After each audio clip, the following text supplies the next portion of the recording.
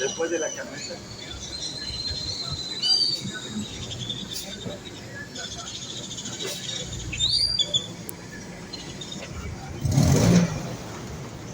Esta es la casa de don Tomás Mejía. Aquí es donde llegaban los pobladores negros de los pueblitos que estaban al sureste de Pinotepa Nacional hasta los años 60 durante la Semana Santa. Aquí se hospedaban o acampaban y los atendía principalmente, bueno, se ocupaba de hacer pues más aseado el sitio previo a su llegada, Luis Mejía, que es a quien vamos a entrevistar, con quien vamos a conversar en un rato más. He andado tras su pista porque se me desapareció unos años, pero él es un testigo vivo de cómo eran estas visitas que hacían estos pobladores afrodescendientes, como se les llama ahora, en aquella época. Lo que quiero también documentar es la estrecha relación que había entre la familia de don Tomás, que recibía a esos grupos, los hospedaba, con los pobladores de esas agencias municipales de Pinotepa. Ese por lo menos fue antes, y algún otro, el Cerro de la Esperanza. Inclusive, como nos lo platicará el actual ingeniero y como nosotros sobrevivientes, ¿no?, de una época que obviamente ya no es en la que estamos actualmente viviendo, ¿no?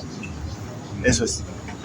Bueno, como el propósito es también grabarle aquí a Luis Mejía. Bueno, Sí, continuamos. Yo quisiera insistir en que pues tú te refirieras al asunto de cómo... Estamos hablando de la integración regional de las comunidades afro, de los negros, pues, sí, y ese término de afrodescendientes significa... Es un eufemismo, la verdad. Nosotros cuando crecimos o cuando nacimos decíamos, había los negros y los inditos.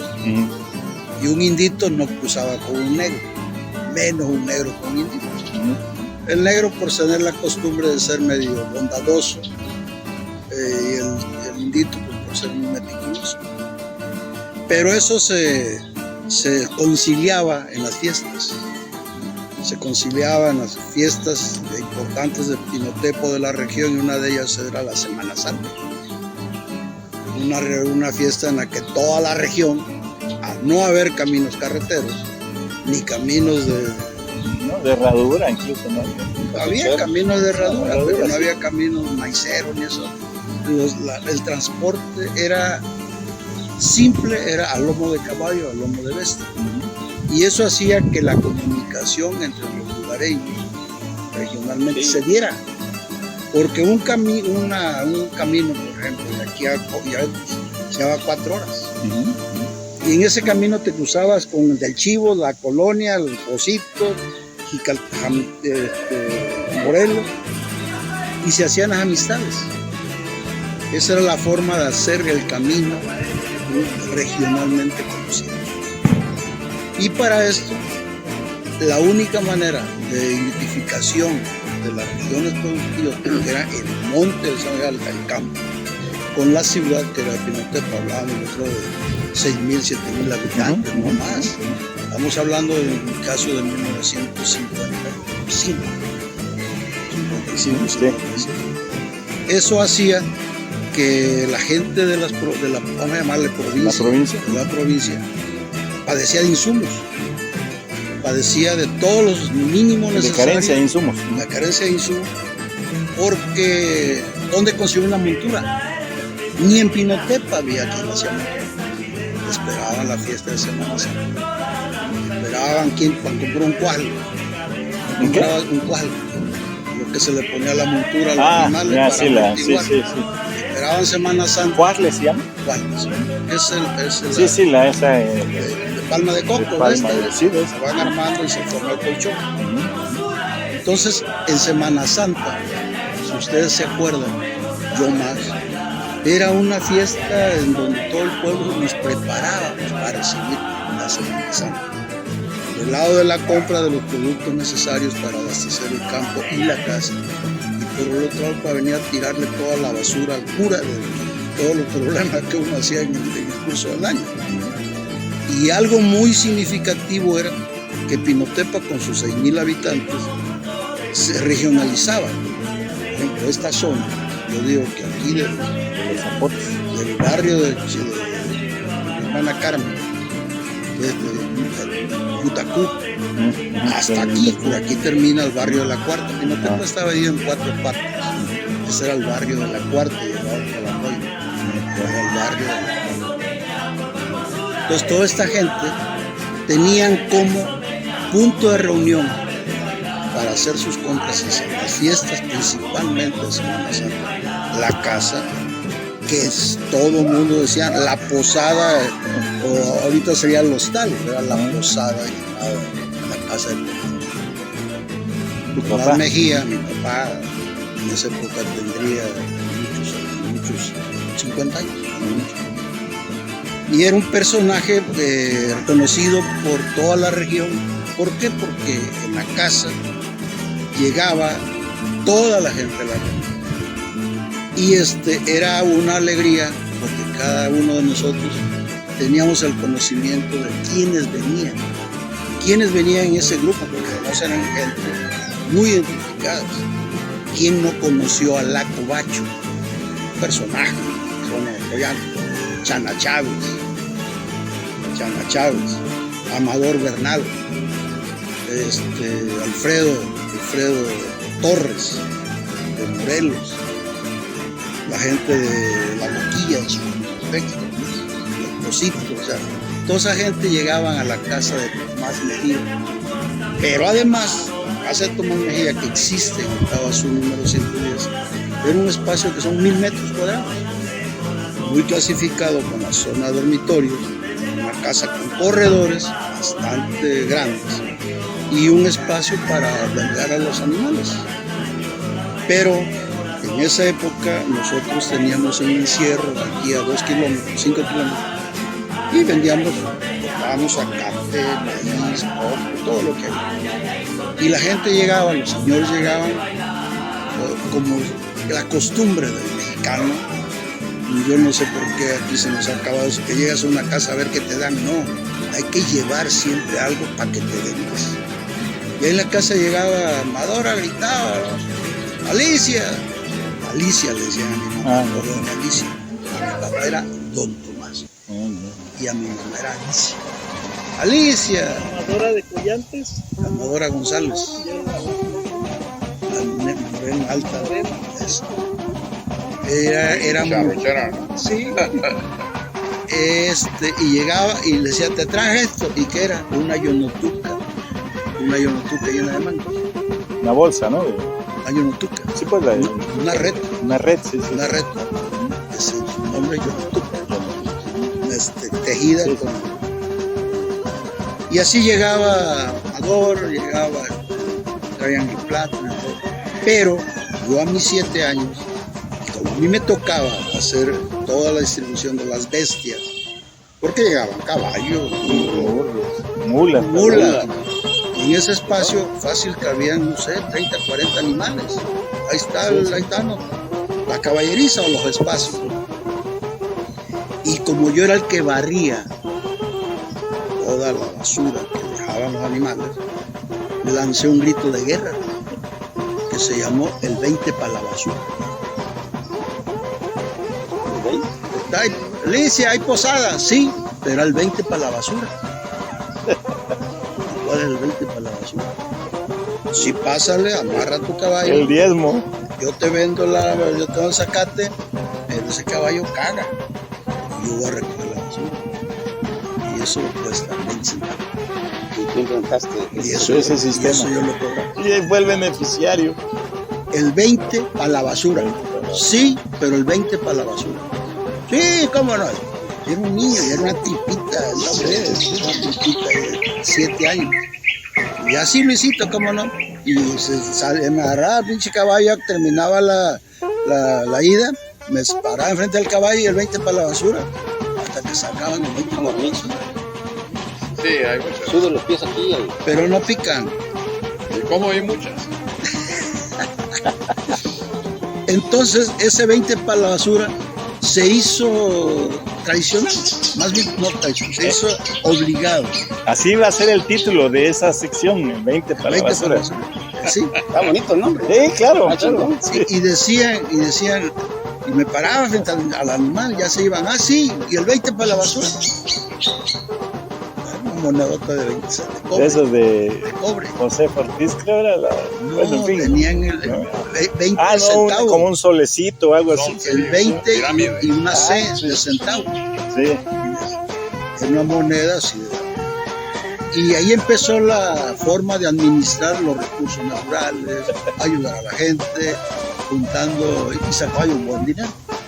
Fácil llegaban 30 animales. Sacaba para los dulces del Semana Santa, que no me los daban a mí. Y así como llegaba, Pesos 50 centavos. pero así llegaba en toda la semana, no se quedaban toda la semana.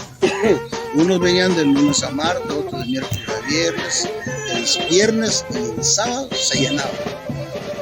Ahí era lo mejor, porque era cuando ya los que venían a vender remataban el producto. ¿Quién no venía a comprar el petate, cabrón? El que no compraba petate en Semana Santa porque puta, estaba jodido. Había que esperar un año para comprar petate.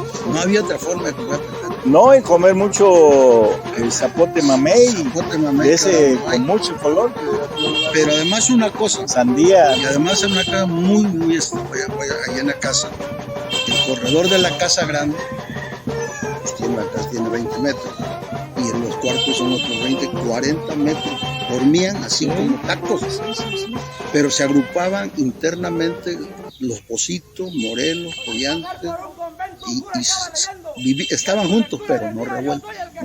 Los de Piedra Blanca no llegaban ahí. No, ellos llegaban con la tía Pasita. Ah, con los Ah, pasitos. con la Sí, pasita sí, ahí sí. cerca, ahí. Juntos pero no revueltos. Entonces, como no había luz eléctrica, era un murmullo, todo el mundo, ya saben, los negros chupando, echando trago. Chupando, fumando, ¿no? Sí, El echando tabaco. ahí el pinche gargajo. Ah, sí. Y a las 9 de la noche, como arte de mayo, se apagaba la luz. Todo, no había nada que hacer. Y a las 5 de la mañana ya empezaba y ya empezaba la fiesta. Ahora bien, era curioso ver cómo en los clavos que había, las mujeres llenas con los cántaros, la ropa, la tela para la ropa, los hilos, la aguja, la tela, el sifón, la popelina, Ala. todo Ajá. por parte de las mujeres. Y el hombre, la lechuguilla, la riata del azar, la montura, el buste, el ronderillo, los frenos, todo para acá. Cada quien en su giro. Y claro, y el conjunto era chingarse los dulces playaco.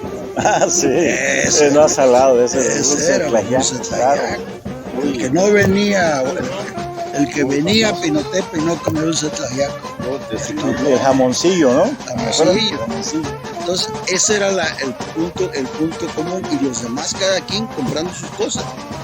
Y era curioso, ya cuando terminaba la fiesta, ellos iban el sábado, porque el domingo pues ya se preparaban allá, tenían que trabajar los lunes. Salían de la casa, así como llegaban ordenadamente, así se iban. Adiós, adiós, adiós, fulano. Y ya quedaban, repito, al 20 para la basura. Pero era, imagínate, 20 animales haciendo 3 veces al día, era una chinga. Y el 20 para la basura alcanzaba.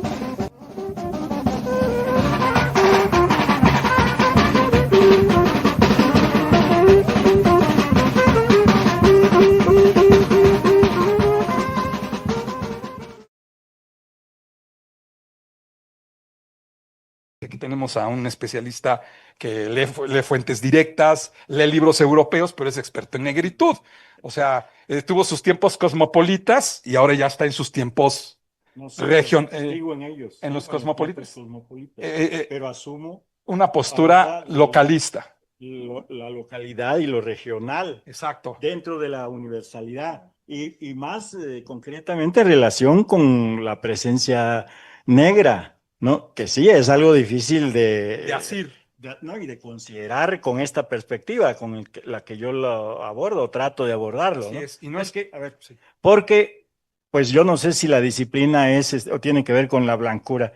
La disciplina que yo imparto, la materia que yo imparto es doctrinas políticas, ¿no? Exacto. Pero soy de un pueblo negro, Exacto. negro combinado, ¿no? Donde hay una presencia indígena prehispánica muy acentuada, ¿no? Soy de Pinotepa Nacional del estado de Oaxaca, en la Mixteca oaxaqueña, que también se le llama Costa Chica, que es como la franja negra, ¿no?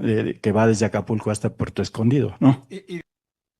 Vamos a continuar ahora con el licenciado Herón Raimundo García Ruiz, quien va a tener a cargo el tema de la tercera raíz afro-mexicana o la negritud. No nos dé miedo, esa palabra o la la hemos negritud. usado hace mucho y no con la connotación estadounidense. Por Bueno, supuesto, ahí está alguien con negritud ahí puesto, no sé quién es. Bueno, ¿ya? ¿Ya? Sí. Bueno, primero debo decir que la verdad, yo había... ¿Está? Sí, pero el conversatorio va a ser en ese sentido. Primero hablas sobre... No, que se Pero a ver, posicione. pregunto primero, ¿de qué tiempo dispondría? No, no, No, te expones de una hora. ¿Sí? Sí, claro. No, pero ahorita... Claro, conversando. O sea, él se va a posicionar Y ya después el toma el tiempo. conversatorio. Tú siéntete libre, tú siéntete. ¿Hasta cuándo, a qué horas nos piden que salgamos del... Puede ser entre una hora y una hora y media. Tú dale. Bueno, planteo todo esto porque precisamente por tratarse de un conversatorio, yo entendí o pienso que se debería de, pues, poder tener más tiempo, ¿no? Primero porque después de lo que tú llamas el posicionamiento, de que uno exponga sus argumentos producto de una investigación o de una interpretación o las dos cosas, pues vendría toda una serie de intercambios, ¿no? Y yo como, bueno, pues también por mi propia formación pues que no soy abogado, ¿no? Soy politólogo y de que pues la materia que doy es doctrinas políticas, pero que por otra parte, pues quizá por de dónde soy, siempre el tema de la presencia negra, o lo que algunos llaman la tercera raíz, no es que sea un tema mm, con el que yo me haya encontrado, ¿no? Sino es un tema que siempre ha estado presente en mi vida, ¿no? Tal vez cuando yo era más joven o era un niño, pues no podía eh, pensar mucho en ese tipo de cuestiones. Pero cuando ya, pues por razones profesionales tengo que estudiar las teorías sociales, las teorías políticas, soy politólogo, pues eh, no puedo dejar de asociarlas con ciertas situaciones que siempre han estado presentes en mi rumbo y aun cuando yo no, digamos, ya no vivo allá, pero no soy ajeno ni me he extrañado, o sea, no dejo de mantener un vínculo muy grande con mi tierra, ¿no? Bueno, entonces por eso pensaba yo que pues me podría extender, pero me han reducido mucho, ¿no? Sí, pero porque en mi concepción del evento yo querría o pensaba que podía tener unas 2 horas. ¿Por qué? Sí, No, pero voy a decir por qué también. Voy a decir por qué. Porque desde el punto de vista de la idea de lo que debía yo o cómo debía yo de desarrollar el tema, por ejemplo, comprende o comprendería básicamente, claro, la presentación pues, una exposición de mi parte en un video, perdón, en un audio que ya traía yo, ¿no? De unos 15 minutos, 20 minutos, y luego de el testimonio de una persona que puede hablar, bueno, claro, también con ciertas acotaciones de mi parte, que puede hablar del tema de la presencia negra o de la africanidad en México y desde una perspectiva regional, mucho más de lo que pueden hacer eh, muchos de los que se ocupan desde el punto de vista profesional o de los antropólogos africanistas que se han ocupado del tema desde hace algunos años, cuando empezó a haber un mayor interés por esta presencia africana, ¿no? O la presencia negra, ¿no? En nuestro país, ¿no? Entonces, yo quería apoyarme en hacer un planteamiento a partir de la expresión musical con la que más se identifica la negritud mexicana en la zona más negra de México, que es la Costa Chica, a partir de poner chilenas, que es el género musical, el ritmo, que constituye en realidad la música negra, afro-mexicana, si ustedes quieren, afro-oaxaqueña, afro-guerrerense o afrodescendiente, ¿no? Y siguiendo el hilo de las chilenas, ir hablando de las expresiones culturales y también de la historia de la presencia negra, principalmente en la zona limítrofe de Guerrero y Oaxaca, de donde yo soy originario, ¿no? Es demasiado poco tiempo del que se dispondría para darle este giro, este sesgo Hora y media. a una, sí, bueno. Por tanto, para exponer la temática de esta forma e incluso luego tener el conversatorio, ¿no? Entonces, más bien, yo me voy a limitar a hacer una especie de declaración de intenciones, ¿no? Decirle lo que quería yo decir, ¿no? Más que decir lo que se puede decir en estas circunstancias. Quiero además agregar una cuestión. Sí, por ejemplo, mis propios alumnos de doctrinas políticas que debían de estar aquí no están, ¿no? ¿Quién está? Ah, bueno. Es que yo los vi así como, yo los vi casi como estudiantes de derecho, ¿no?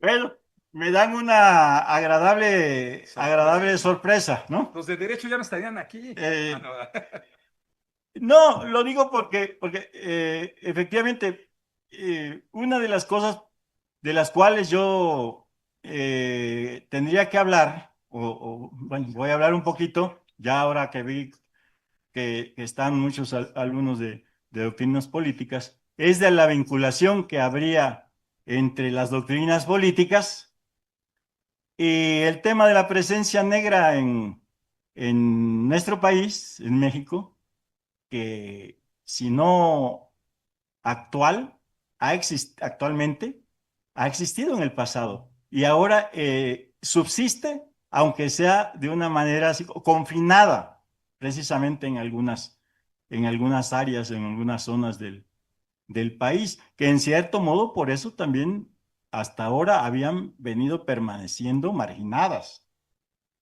¿no? Ahora, claro, con la lucha por el reconocimiento constitucional de los pueblos negros, eso como que se medio compone un poco, ¿no? Pero la negación de lo negro, de la presencia negra, o la importancia que ésta tiene en México, también es una cuestión que tiene que ver con la interpretación del pasado colonial y de la historia de México, ¿no? A ver, eh, antes que esto, yo quiero decir que precisamente yo quería dedicar mi intervención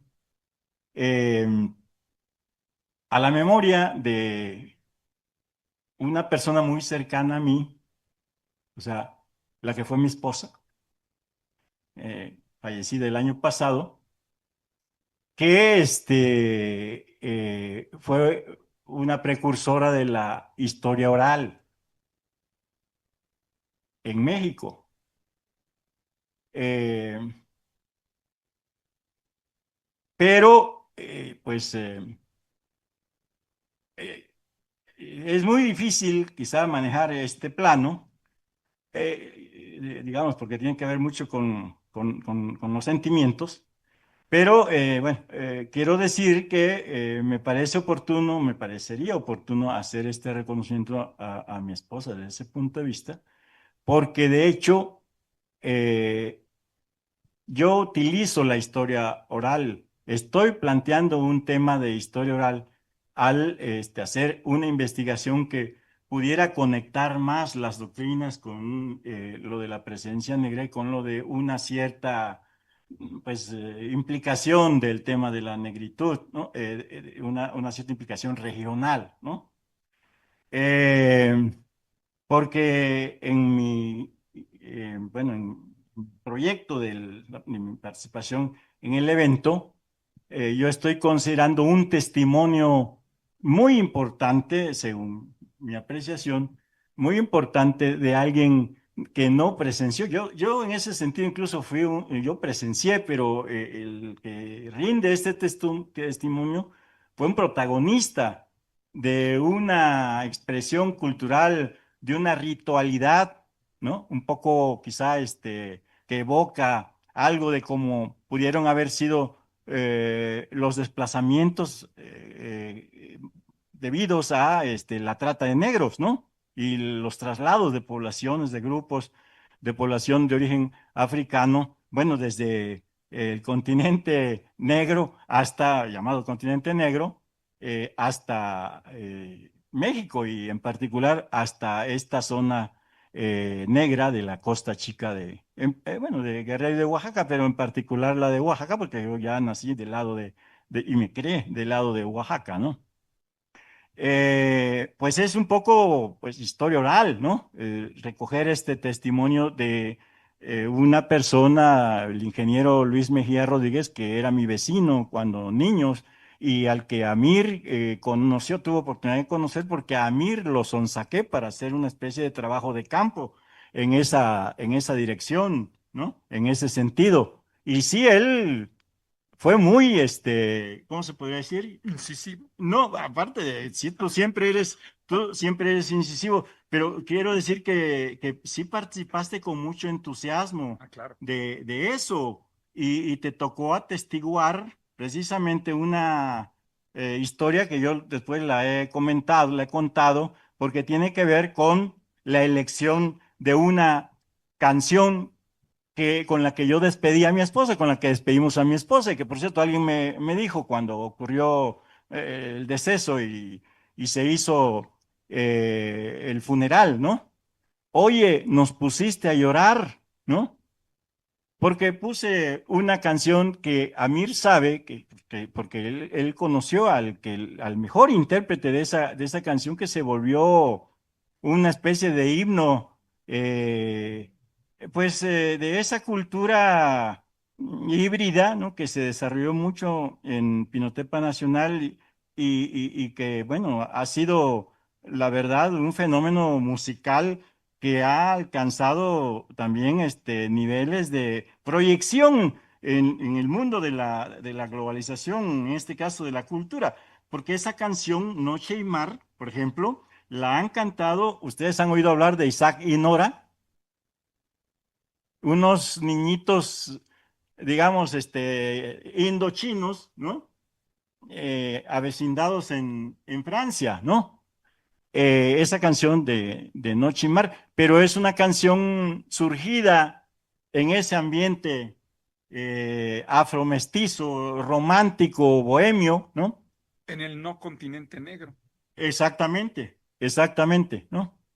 Y entonces eso Amir lo atestiguó. De hecho, él hasta tuviste una especie de roce con Santiago Bielma, Clavel Chanta Bielma, de Pinotepa Nacional, el más importante trovador y seguidor de la tradición iniciada por Álvaro Carrillo, el compositor, que no es nada más el compositor de esta canción romántica, que parece que es la segunda canción que más se ha interpretado mexicana. Sabor a Mir. Sabor a Mir. Ah, Sabor a Mir. Por eso se acuerda. ¿Ves? Evoca lo de su nombre, ¿no?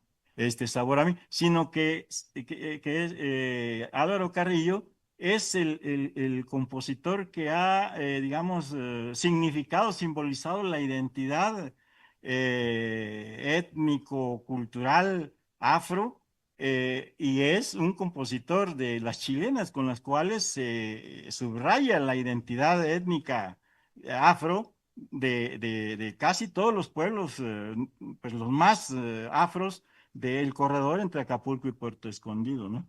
Bueno, eh, ah, y también yo pensaba este evento dedicarlo a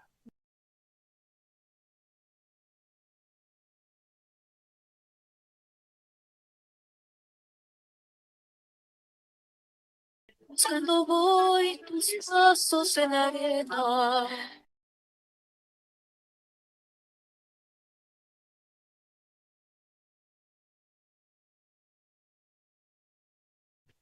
las hermanas García, ¿no? Hermanas García Ruiz. No. Ellas son García nada más. Ah, no, bueno, esa es la interpretación que hacen los niños de estos indochinos en Ensayo y Nora de la canción Noche y Mar. Es la canción con la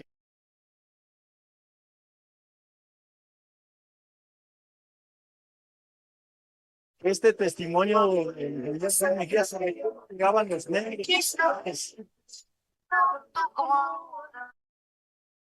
Población negra de las más negras del municipio de Pinotepa.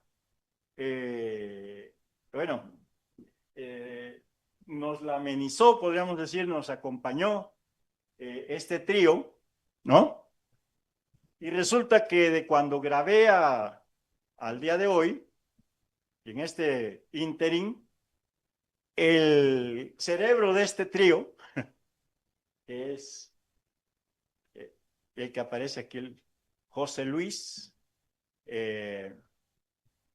Bornios, con un apellido además muy evocativo de Indonesia, ¿no? Que de hecho yo creo que su origen es indonesio, ¿no? Por lo que no se trata nada más de la parte geográfica. No, de hablar de lo negro, pensando que solo los negros fueron traídos forzadamente a México en la época colonial, sino que también fueron traídos muchos efectivamente del Asia y de las islas del sudeste asiático y de las islas del Pacífico Sur, porque los portugueses ya habían además llevado a mucha de la población africana, de algunos núcleos africanos, ya los habían llevado en condición de esclavos hacia esa región del mundo, ¿no? Que es parte del macizo continental europeo, africano y asiático. Eso no lo debemos de perder de vista, que no es como el continente americano, que es así como,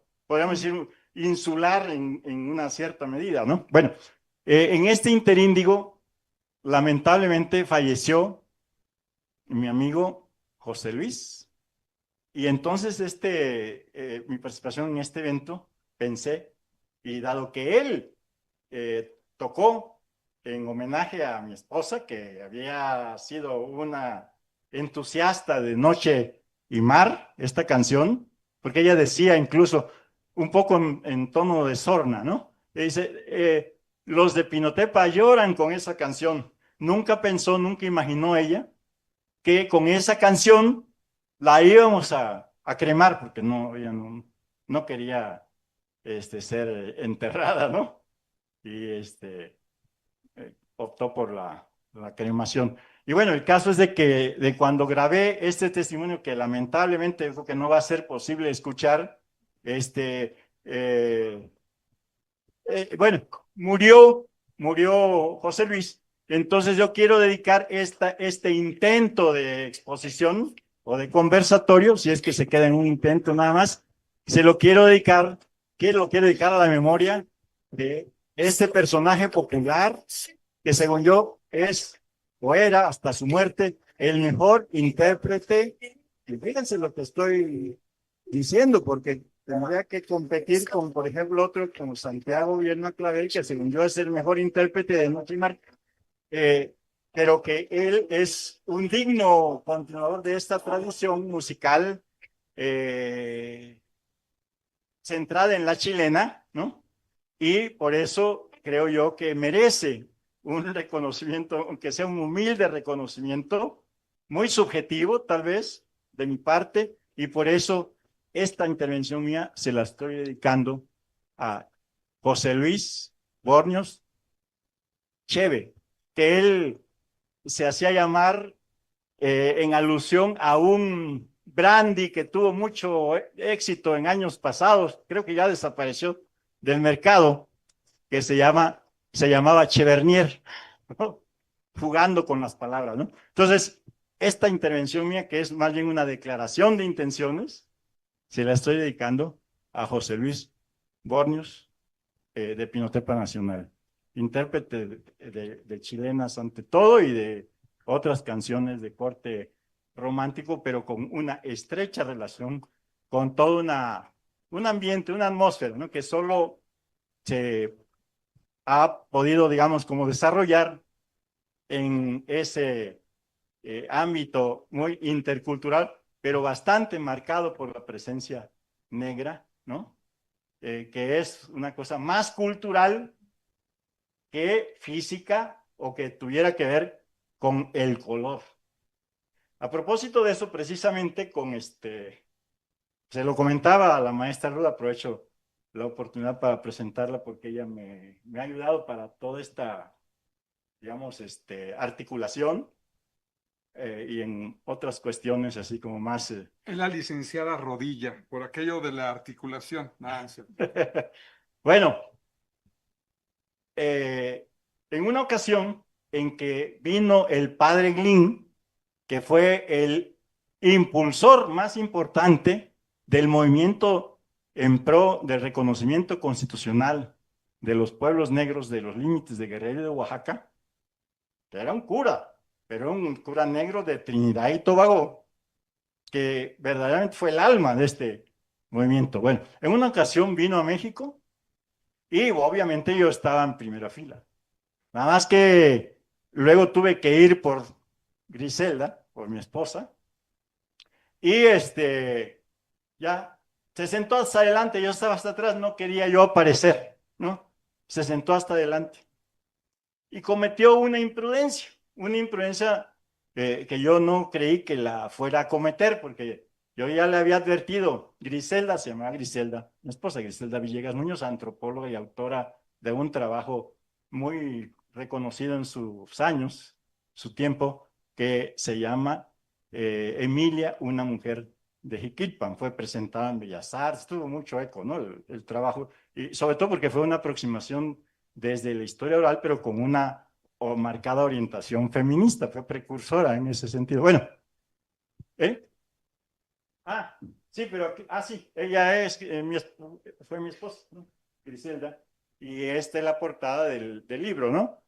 Una mujer de Jiquilpan. Bueno, alzó la mano y justamente preguntó lo que yo siempre le dije: nunca vayas a preguntar cuántos negros hay en Costa Chica, porque en Costa Chica todos somos negros, hasta los blancos, o sea que de color blanco en principio, porque además tampoco es que haya una blancura, ¿no? En sentido de decir, si aplicamos espérame, no, si aplicamos las teorías de, ¿cómo se llama? Sí, del color, ¿no? De Pastorio. Que ya dimos un foro, ¿te acuerdas que hicimos un foro sobre los colores? Sí, bueno, sí. Sí, digo, es una cuestión complicada, pero bueno. Yo le dije: nunca vayas a preguntar cuántos negros hay en Costa Chica. Y le va preguntando eso al instigador del movimiento por el reconocimiento de los pueblos negros, ¿no? tuve que intervenir bueno, y reiterar lo que aquí también voy a decir una vez más, que Este es para la estrella de la tele, ese no sale al YouTube. No, creo que se hablará cuando usted me contesta, no sé. Ok, ok, muy bien, gracias. que bueno, el padre Glynn se quedó así como, imagínense, el inspirador de un movimiento por el reconocimiento de la población negra, pues no iba a andar viendo con cuántos elementos negros podía contar para su movimiento, ¿no? Y es que es cierto, en la Costa Chica no es tanto que lo negro sea por el color, sino que es por la cultura o la subcultura, como llamarían los antropólogos culturales de hace algunas décadas, ¿no? Que ahora se ofenderían si dice subcultura. ¿Cómo sub? Si yo soy una supercultura. No, porque precisamente, por ejemplo, un trovador de San Nicolás Maldonado, ¿no? De esos poblados que se nombran en la chilena el Alingolingo, que lo han entrevistado sobre todo en los Estados Unidos, porque los Estados Unidos tienen mucho interés por esa zona, por lo negro, y sobre todo los núcleos negros de los Estados Unidos conocen más de esa zona que en los mismos mexicanos, incluyendo a los propios antropólogos africanistas mexicanos, ¿no? Bueno, les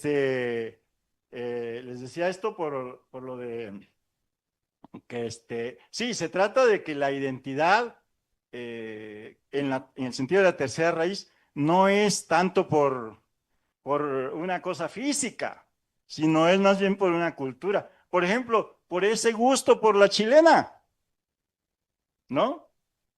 Que la gente se siente muy identificada y le gusta la chilena. Y Bertoldo Martínez se llama, es un conocido trovador, lo entrevistaron incluso en la prensa nacional de México, algún periódico, no la prensa nacional, no, algún periódico lo entrevistó, y él dijo y reiteró: nosotros somos negros y no debemos de andar con lo que yo diría, algunos diríamos, con eufemismos.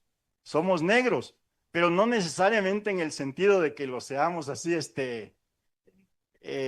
Colométricamente. exactamente, sino en un sentido cultural, ¿no? Y bueno, yo intenté pues relacionar las doctrinas políticas, desde que doy doctrinas políticas, con la presencia negra y con esa negritud de mi tierra, recurriendo a un personaje que según, que la corriente de la cual él formaría parte sea la corriente de los monarcómacos, pero quien da elementos para considerar que efectivamente era un tiranicida o monarcómaco, Guillén de Lampar, ¿no? Es el biógrafo italiano de Guillén de Lampar, Fabio Troncarelli, por ahí está el libro. Bueno, no, ese es el autor de esta idea de que los monarcómacos fueron muy importantes, porque Producto de la blanquitud.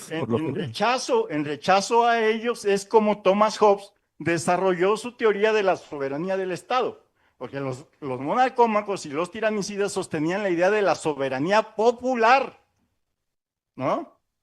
No la soberanía del Estado, sino la soberanía popular. Pero por eso Hobbes se dio cuenta de que uno de los blancos a los que había que acabar, podríamos decir, destruir, eran los monarcómacos. Bueno, pero Fabio Troncarelli presenta los elementos necesarios para que se pueda sostener que Guillén de Lampar, quemado por la Inquisición en 1659, después de que intentó ponerse al frente del movimiento, lo que quedaba del movimiento de Yanga,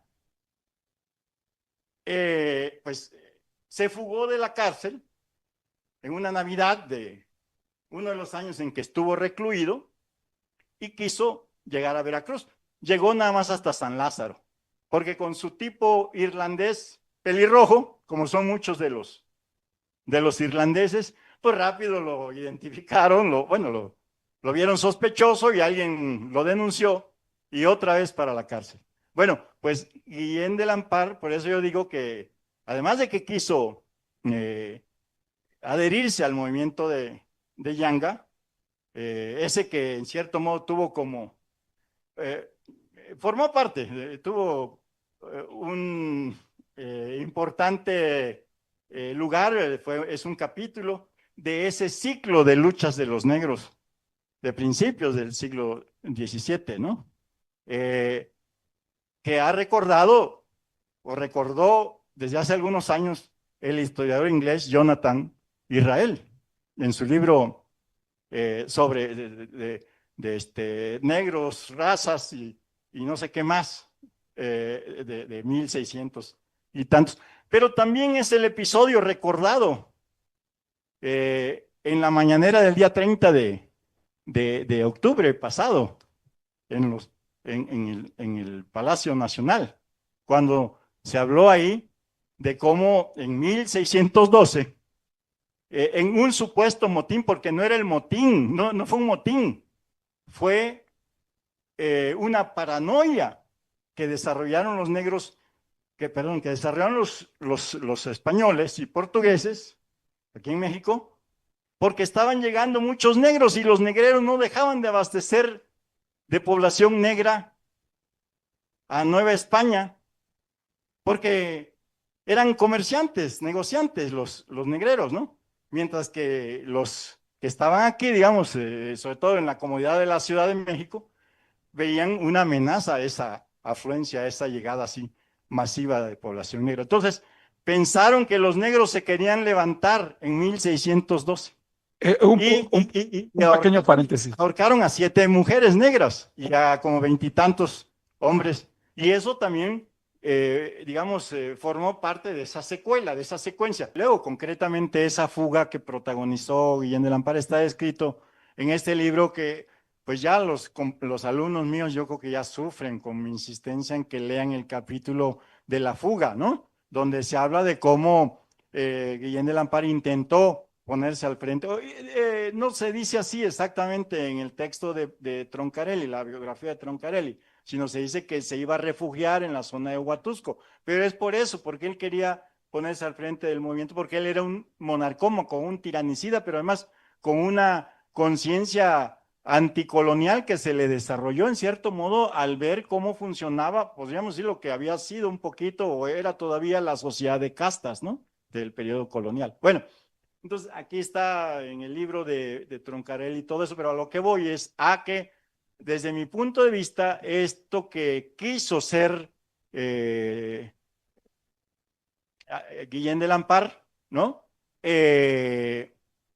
Pues justifica que lo podamos considerar, al menos yo así lo considero, que lo podamos tomar como un precursor remoto del movimiento por el reconocimiento de la presencia negra, ¿no? Y del reconocimiento constitucional sobre lo que de los pueblos negros, sobre lo cual tú sabes mucho, porque has estudiado esa cuestión, tú me lo has dicho, ¿no? Aunque un inspirador más cercano haya sido el padre Glynn, al que mi esposa le preguntaba, un poco imprudentemente, aunque haya sido antropóloga, ¿no? Porque a veces los antropólogos necesitan recurrir a la historia, ¿no? Y los historiadores necesitan recurrir a las teorías, a las doctrinas políticas. Hasta hicieron un museo de antropología e historia. Lamentablemente esas articulaciones no se pueden a veces establecer, hacer fácilmente. Confeccionar, ¿no? Porque hay los celos, también hay las especializaciones y los rígidos compartimientos, ¿no? No, y también otro paréntesis, porque de algo breve que dije en la mañana, que precisamente fue el día del psicólogo, en estos días eso fue, y hubo un congreso en la UNAM, y en la UNAM estaban diciendo, hubo un foro, y en el foro estaban diciendo que eran muy individualistas los psicólogos, que no sabían lo que estaba haciendo el de al lado, y que a veces por unas cuestiones de envidia, Se tiran entre ellos. Bueno, por fortuna, en el interés por esa presencia negra, sobre todo en la Costa Chica, los psicólogos no tienen nada que ver, no han llegado, ¿no? O sea, ¿no? Ahí yo creo que lo que sí se necesita es aproximaciones más desde el punto de vista de la historia de las mentalidades, eso sí. Y de hecho, yo recurro mucho a esta disciplina, ahorita, proponiendo una visión desde la chilenología. Desde la chilenología. sí. Por eso, Las chilenas. hasta hice mi lista de las chilenas que serían como el hilo conductor para aproximarse a una concepción como más en clave cultural, podríamos decir, del tema de la presencia negra y de la negritud.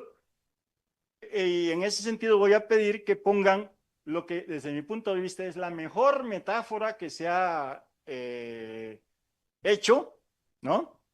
Musicalmente hablando, que se ha hecho sobre esa identidad negra de esa región.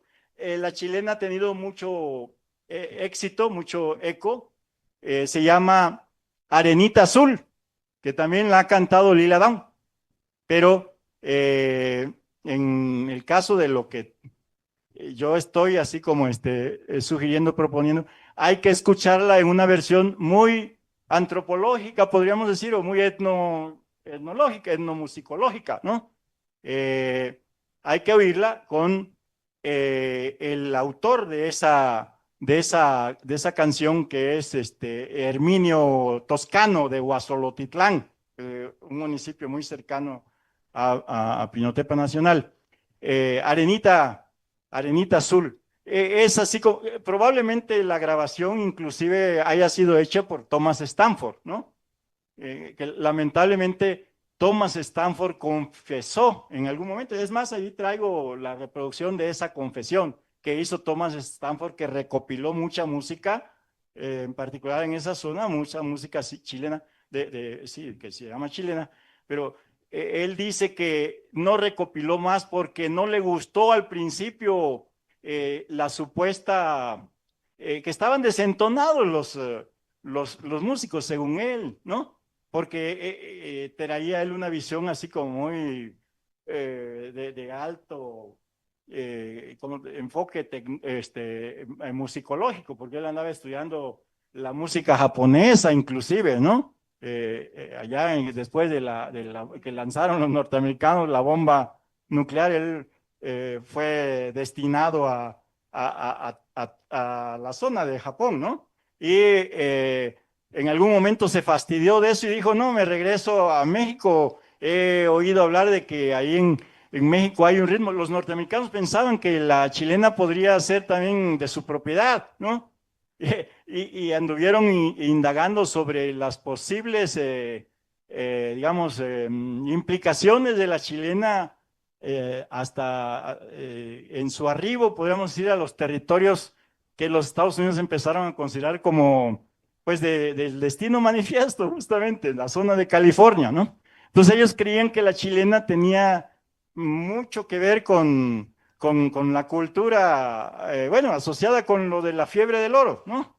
Y entonces vino acá a México y le dijeron, no, aquí en México no sabemos de que exista ese ritmo, incluso, ¿no? No sabemos que haya negros, ¿no? ¿Verdad? Entonces, él como que ya se iba a regresar desilusionado, habló con Vicente T. Mendoza, el folclorista de los años 40, más autorizado, y también le dijo, no, investigate otras cosas o no. Claro, porque no había ni siquiera acceso a esa zona desde el punto de vista de las comunicaciones. Pero él persistió, perseveró, se fue a Jamiltepec, ahí hizo las primeras grabaciones, pero ya no siguió grabando porque dijo, esta música no vale la pena. Y después, años después, bueno, no sé qué tiempo habrá pasado, pero conoció más, volvió quizá alguna vez y ya le ofrecieron una cerveza Coronita bien fría, ¿no? Con un mole negro, ¿no? A la hora del más extremo calor, 3 de la tarde, digamos aproximadamente, y empezó a encontrarle gusto a la chilena y después se volvió un propagandista, un difusor de ese ritmo. Y de hecho, en el archivo de la Fonoteca Nacional, lo que más hay de las grabaciones de Thomas Stanford son chilenas. Bueno, también recogió corridos, etcétera, ¿no? Pero principalmente chilenas. Y él dice que efectivamente tardó un poco en agarrarle gusto a la China. Creo que le agarró también más gusto porque se ligó a una morena, como se dice allá, que se convirtió en su esposa, ¿no? Por lo que los...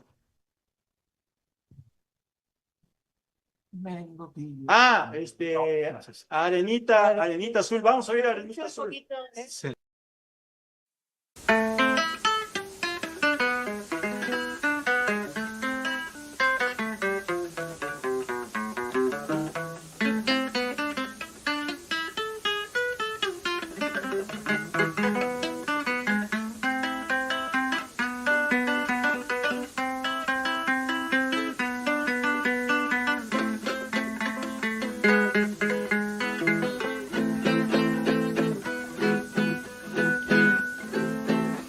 Abajo, abajo.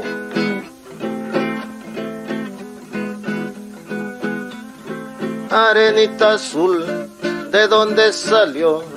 Arenita azul, ¿de dónde salió? Anoche cayó el agua y la destapó. Anoche cayó el agua y la destapó. Anoche cayó el agua, ay, la destapó. Arenita azul, qué linda eres tú. Arenita azul, qué linda eres tú. No me digas que tú eres de allá del sur. No me digas que tú eres de allá del sur. Dime de dónde eres, cómo te llamas. Dime de dónde eres, cómo te llamas. Dime si me quieres, negra del alma. Dime si me quieres, negra del alma.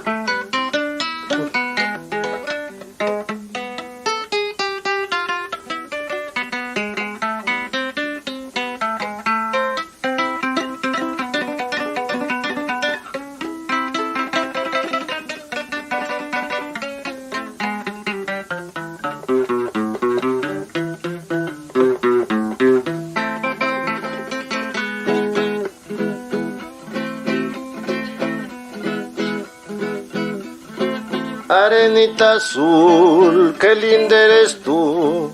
Arenita azul, qué linda eres tú. No me digas que tú eres de allá del sur. No me digas que tú eres de allá del sur. Tú eres jarocha, no soy jarocha. Tú eres cubana, no soy cubana. Entonces, ¿de dónde eres? Soy mexicana. Entonces, ¿de dónde eres? Soy mexicana. Entonces, ¿de dónde eres? Soy mexicana.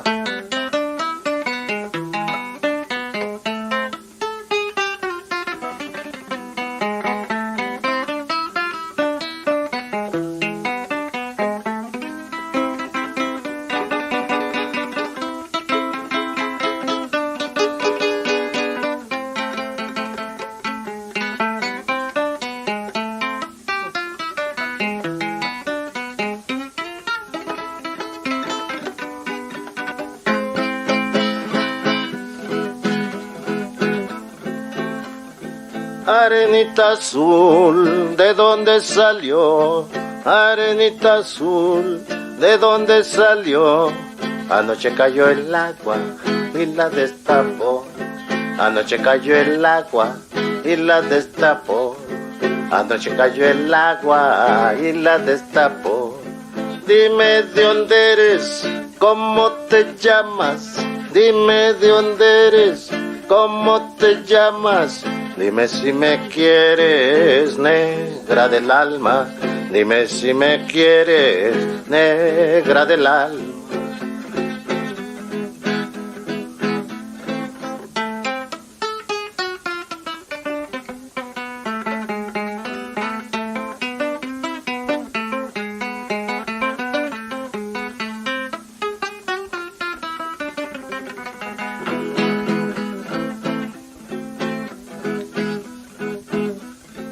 Arenita azul, qué linda eres tú.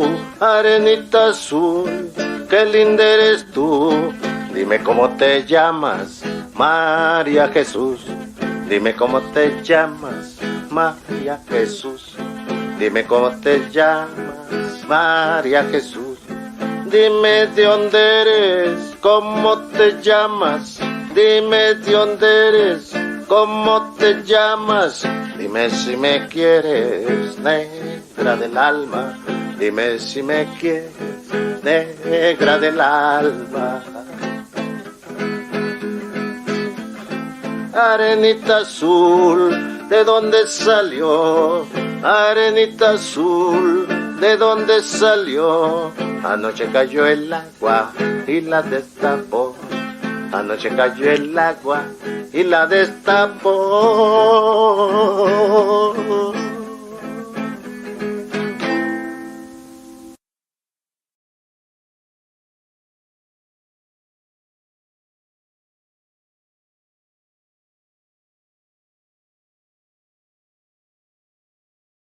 Creo que a los alumnos ya les contesto. Una vez un alumno me dice,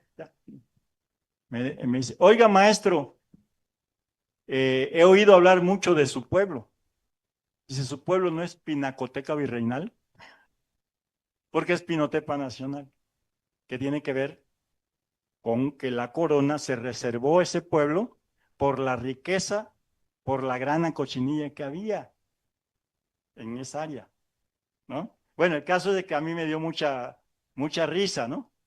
Porque confundió Pinotepa Nacional con la Pinacoteca Virreinal.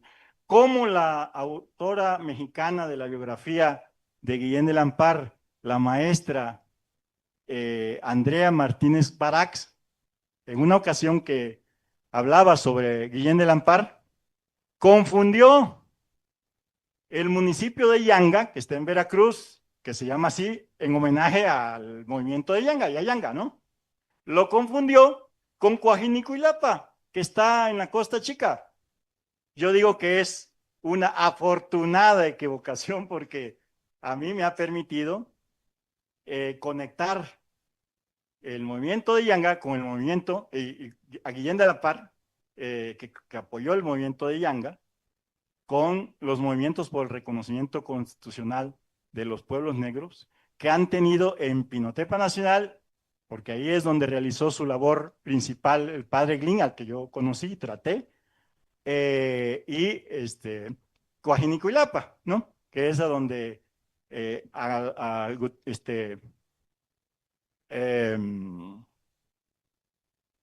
Aguirre Beltrán, ¿no?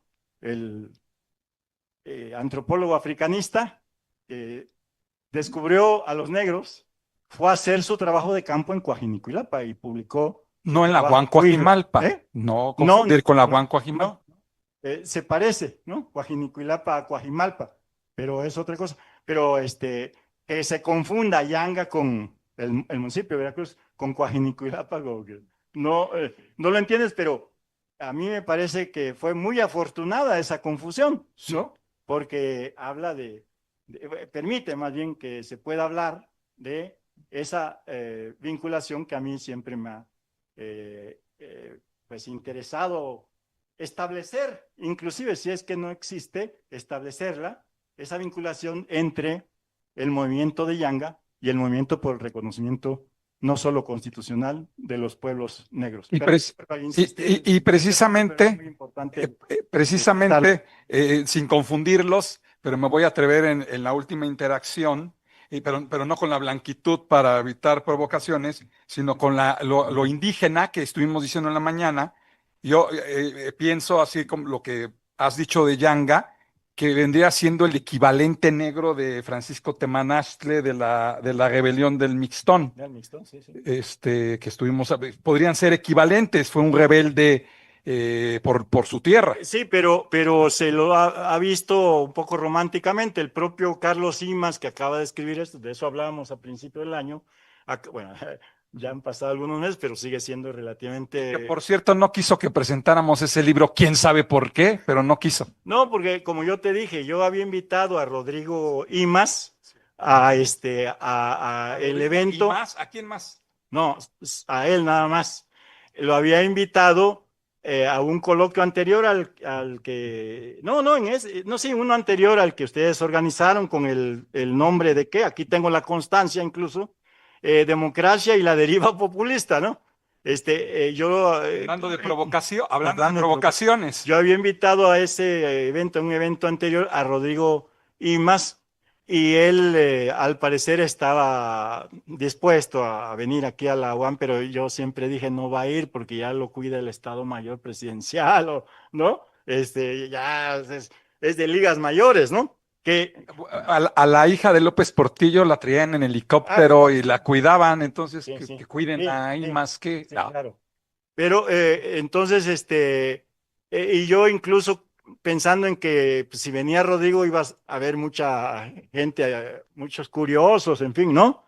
Encargué muchos tamales que yo acostumbraba ofrecer después de los eventos, ¿no? Y pues como pues, ya no vino Rodrigo, se me quedaron los tamales, entonces dije, si presento o intento otra cosa con los IMAS, pues se me van a volver a quedar los tamales, ¿no? ¿No? Pensando en que yo tenía que ser el organizador. Aquí, por fortuna, los compañeros que son muy inquietos, Amir y la maestra eh, eh, Elisa, me han suplido, ¿no? Invisibilizando, No. te va a caer negra por No, invisibilizar. no, bueno, es que manejar muchos nombres a veces es difícil, ¿no? Entonces, por eso, qué bueno que ellos han tomado esta iniciativa y me han invitado. Yo no sé por qué todavía insisten en considerarme como un expositor que puede garantizar cierto eco, ¿no? Ujú. Sí, es la maestra Marisela Montes de Oca de la UNAM, a quien agradezco infinitamente su asistencia. Antes de que hable, yo me paso a retirar porque tengo que conectarme a las 2:15 a una ponencia en Chapingo. Estoy en el maratón, 3 ponencias en un día. Entonces a las 2:15 tengo que estar conectado.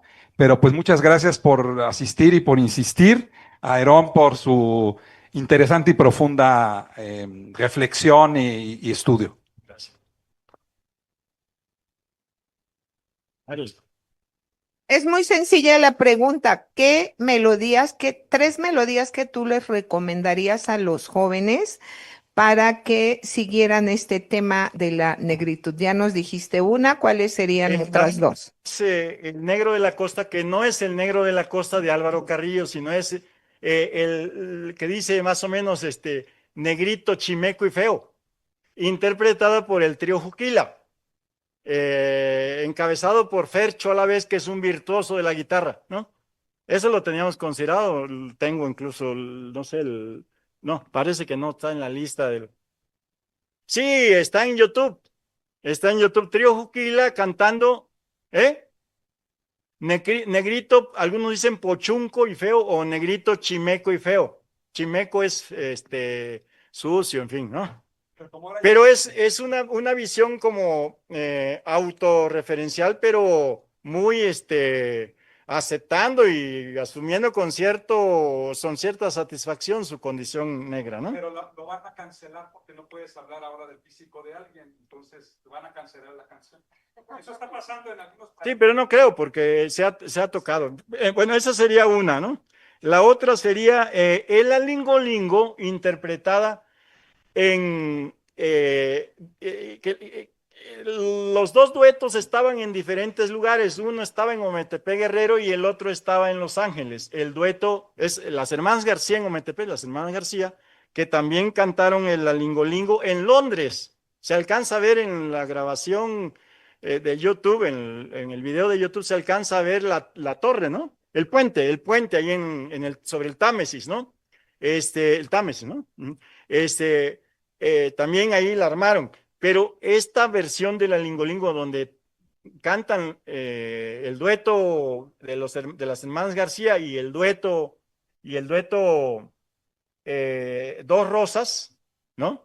que son oaxaqueñas, pero ya nacidas de la zona un poquito más arriba de la costa, que son ya nacidas en los Estados Unidos, pero que tocan y cantan en forma divina. El dueto de Rosas, y cantan las hermanas García estando en Ometepec y el dueto Dos Rosas estando en algún lugar de California, en Estados Unidos, ¿no? Y pues vamos a cantar una chilena que ojalá y algún día interpretemos juntas en un evento en vivo o algo así. Y vámonos pues.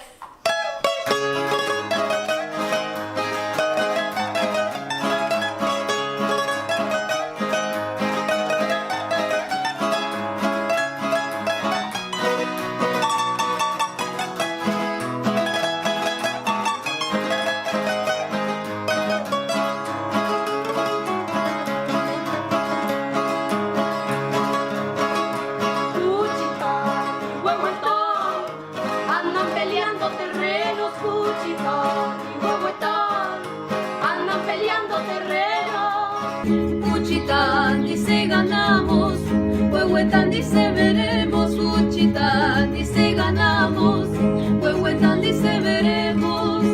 Soy trovador y mi guitarra es la ley, me paseo por Charco yo, salí con los que no aquí. Soy trovador y mi guitarra es la ley, me paseo por Charco yo, salí con los que no aquí. Alingo, lingo, lingo, lingola, Santo Domingo, San Nicolás. Alingo, lingo, lingo, lingola, Santo Domingo, San Nicolás.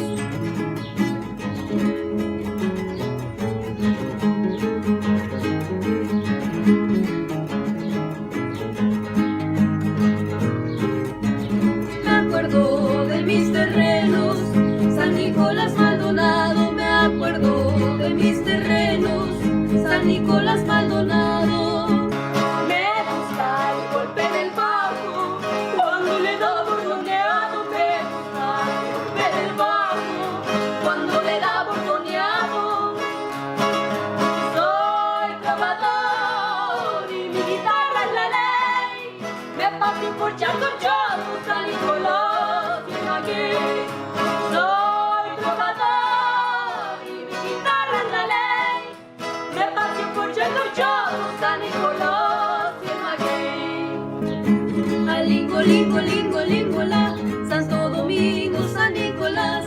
Alingo, lingo, lingo, lingola, Santo Domingo, San Nicolás. Ahora sí que estoy muy lejos, porque mañana me caso. Ahora sí que estoy muy lejos, porque mañana me caso.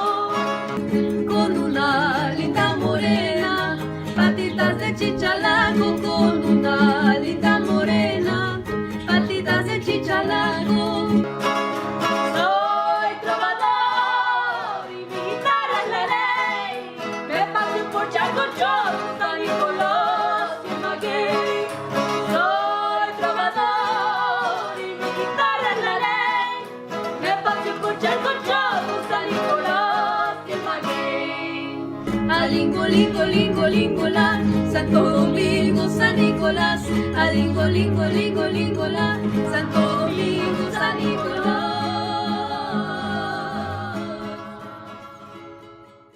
Esa es muy recomendable, el Alingolingo. Fue presentada en un jueves pozolero cuando la pandemia. Otra es la Cortijana.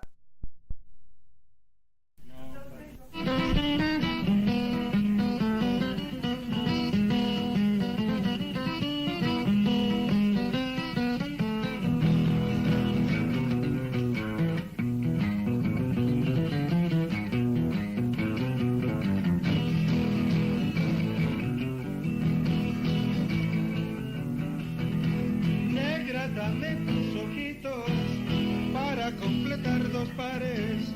Negra, dame tus ojitos para completar dos pares.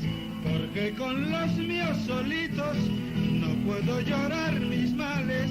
Porque con los míos solitos no puedo llorar mis males.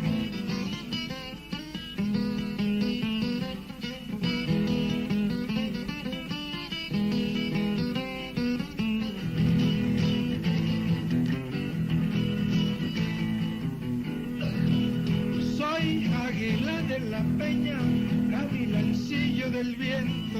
Soy águila de la peña, gavilancillo del viento. Soy el rey de las costeñas y a todas les doy contento. Con dinero no con señas, señores, por ahí va el cuento.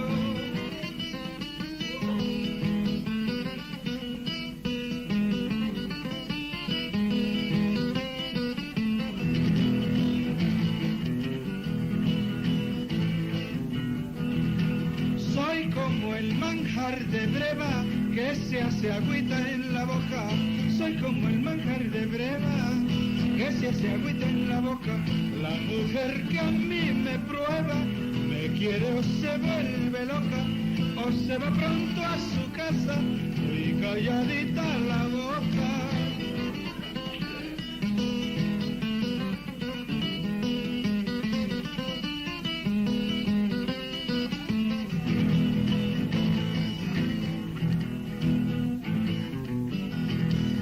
Soy como el pájaro azul que en la rama me mantengo. Soy como el pájaro azul que en la rama me mantengo. La palabra que me diste en el corazón la tengo. Como no me la cumpliste, a que me la cumplas vengo.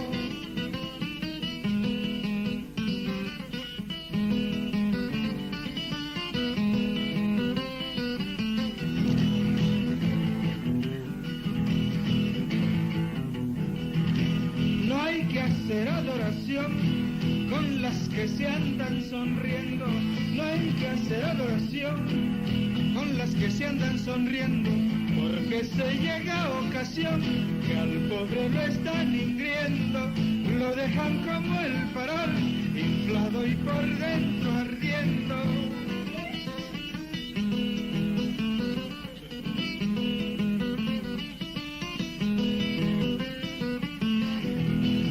Voy a echar la despedida y al despedirme me iré.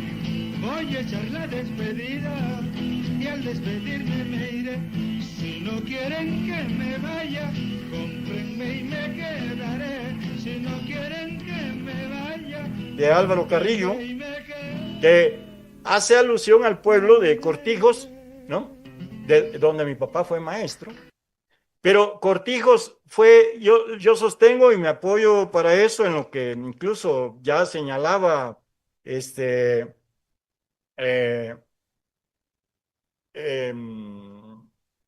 Aguirre Beltrán, y que lo retomó un antropólogo que es así como muy rebuscado, pero que ha investigado bastante sobre la población afro de la costa, que es Mota Sánchez, se apellida, ¿no?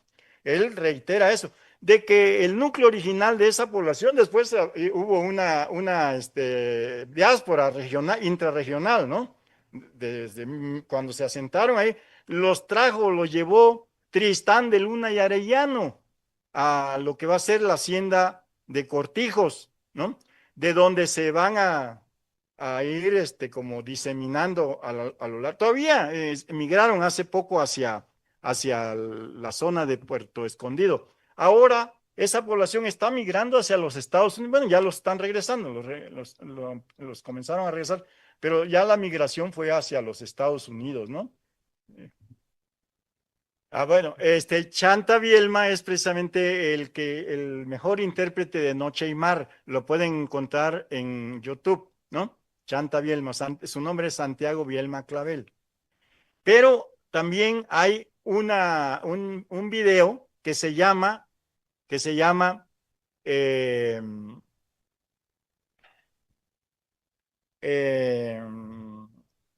Noche Bohemia en Pinotepa.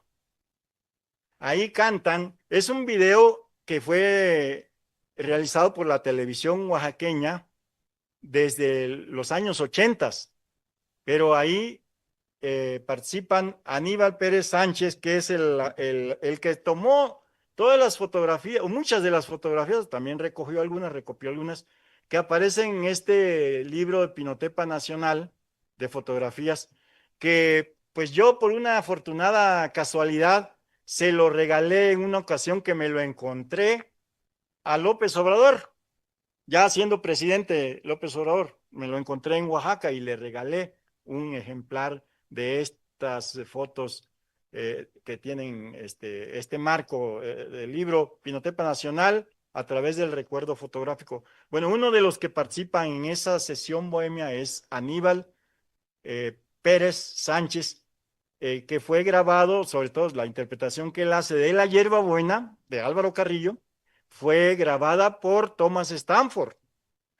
Y también participa el profesor Baltasar Antonino Velasco, que es un investigador lugareño de la chilena, de las influencias que puede haber de los ritmos sudamericanos, la cueca, la marinera peruana. Y también participa Chanta Bielma y cantan en coro. Es emocionante, al menos para la gente que somos de Pinotepa, la chilena Pinotepa.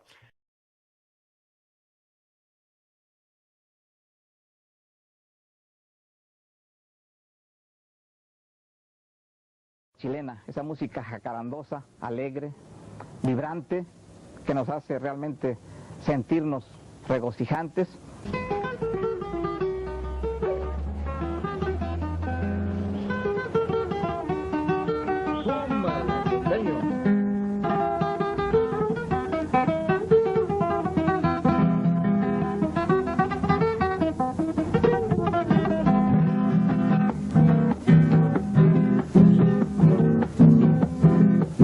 Se secó la hierba buena a pesar de mi cuidado. Se secó la hierba buena a pesar de mi cuidado. A mí me van a tratar como se trata el pescado, que se agarra con trabajo y se come con cuidado. Que me voy, que me voy de aquí. Tú pensando en que me voy, yo pensando en ti. Que me voy, que me voy de aquí. Tú pensando en que me voy, yo pensando en ti.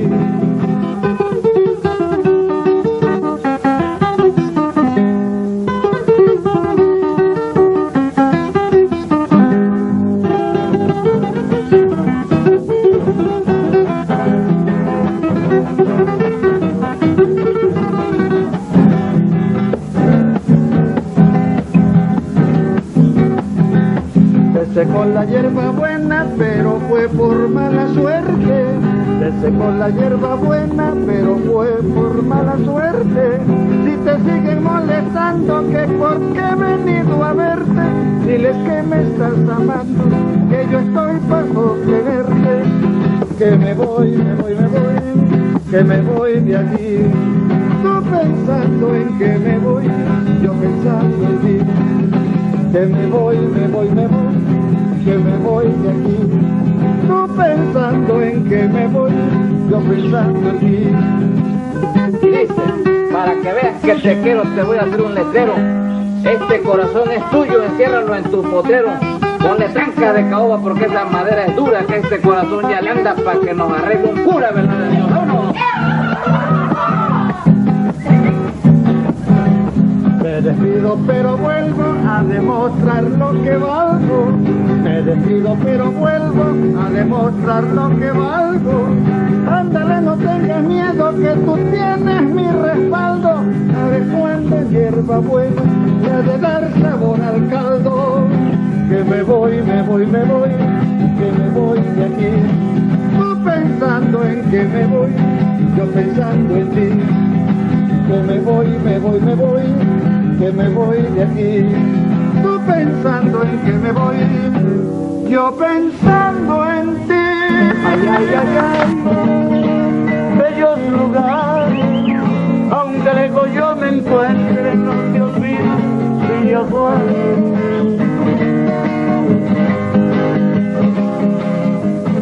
Adaptada en la Costa Chica, la chilena es ya propiamente un son mexicano. Música que ha encontrado en los artistas oaxaqueños grandes exponentes. Un ejemplo es Álvaro Carrillo, que con su creatividad ha distinguido este género musical. Tacubaya me gustó por sus lindas morenitas. ella me gustó por sus lindas bonitas. Ay, ay, ay, ay, bellos lugares, ay, ay, ay, ay, bellos lugares, aunque lejos yo me encuentre en los olvidos Villaguares. Ellos fue el más grande de los compositores y una vez me dijiste vamos a hacerle un programa, vino Arturo Benavides, vino Aurora Clavel, Julio Aldama y en 1981 nos invitaron a cantar. No tenía yo otra canción más que un reconocimiento a este bardo costeño y es la que se llama Homenaje a Álvaro Carrillo, que es de mi inspiración.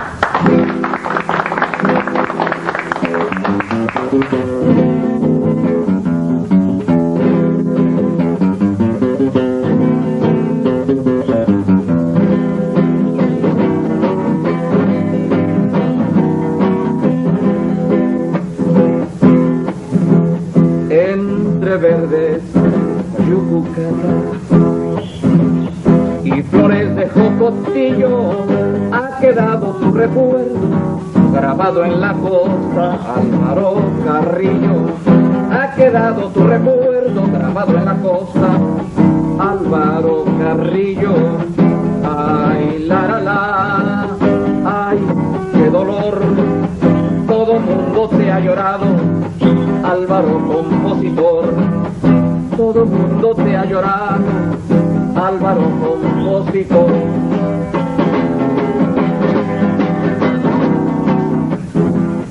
Cacahuatepec, tu tierra, hermosa como ninguna, te miró desde chiquito, charpe en la mano y volando luna. Te miró desde chiquito, charpe en la mano y volando luna. Ay, la, ay, qué dolor, todo mundo te ha llorado, Álvaro compositor. Todo mundo te ha llorado, Álvaro compositor.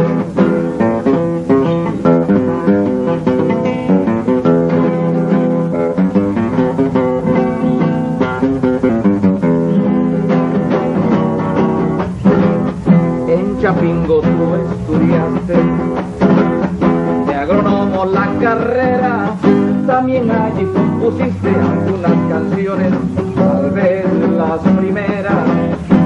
También allí compusiste algunas canciones, tal vez las primeras. Ay, la, ay, qué dolor, todo mundo te ha llorado, Álvaro compositor. Todo mundo te ha llorado, Álvaro compositor.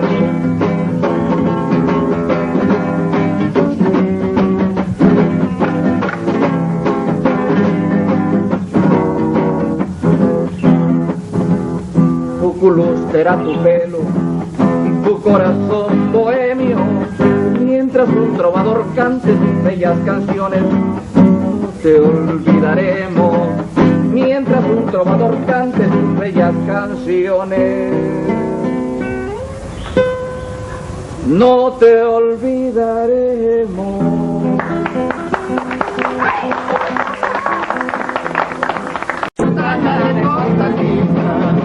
Con tus veces primeras eres playera y eres bonita. Me gustan tus mujeres, por eso quiero sepas. Seguiré cantando viva la costa, no quiero que no. Me gustan tus mujeres, por eso quiero sepas. Seguiré cantando viva la costa, no quiero sepas.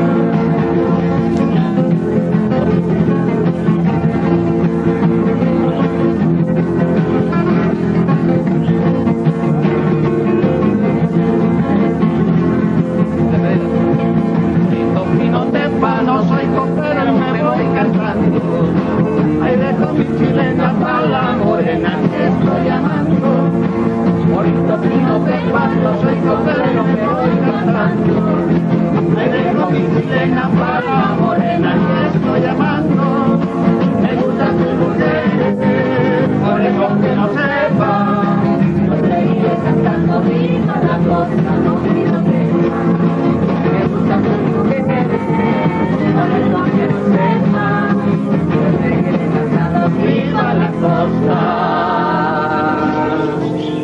contigo.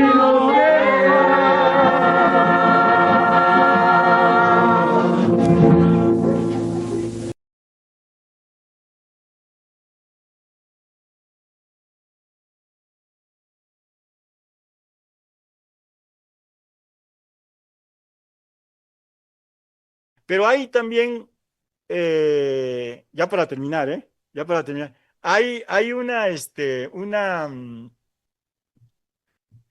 una versión, ¿cuál es la que estaba pensando? La versión, bueno, les recomiendo, hay una chilena que, bueno, no, esa es de, a ver, aquí Álvaro Carrillo está cantando La Cortijana, ¿no? Y se refiere a una mujer de Santa María Cortijos, lugar a donde llegó el primer núcleo de población afro, esclavizada, semi-esclavizada, como haya sido, que la llevó Tristán de Luna y Arellano.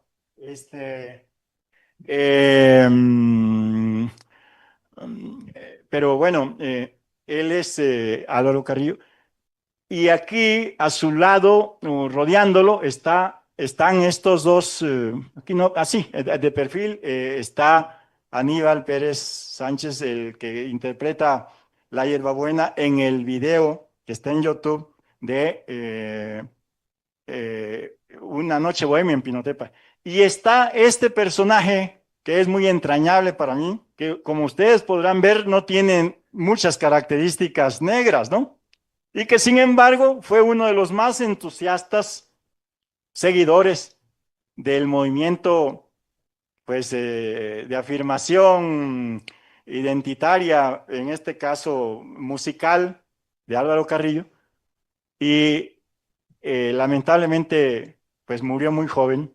Se llamaba Eugenio López Pérez, Geno. Llenó toda una época, ¿no? En Pinotepa Nacional. Bueno, pues son los digamos, datos que puedo proporcionarles sobre estas expresiones musicales, ¿no? Alguna cosa se me escapó, ¿no? Ya no la recordé, pero puede ser útil para los que quieran interesarse más por ver qué material pueden ver. Ahora son accesibles, antes era muy difícil conseguir todo esto, ¿no?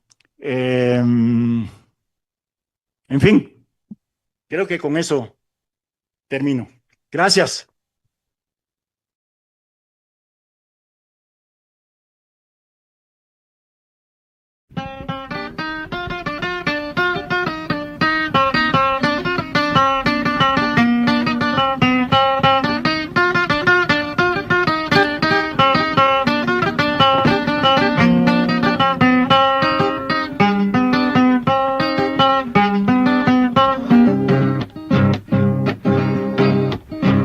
Arenita azul, ¿de dónde salió? Arenita azul, ¿de dónde salió? Anoche cayó el agua, la destapó.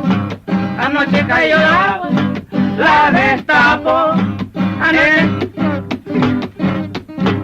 Eres cubana, no soy cubana. Eres jarocha, no soy jarocha. ¿Qué quieres ser mi maíz? Soy mariposa, ¿qué quiere ser mi maíz? Soy mariposa.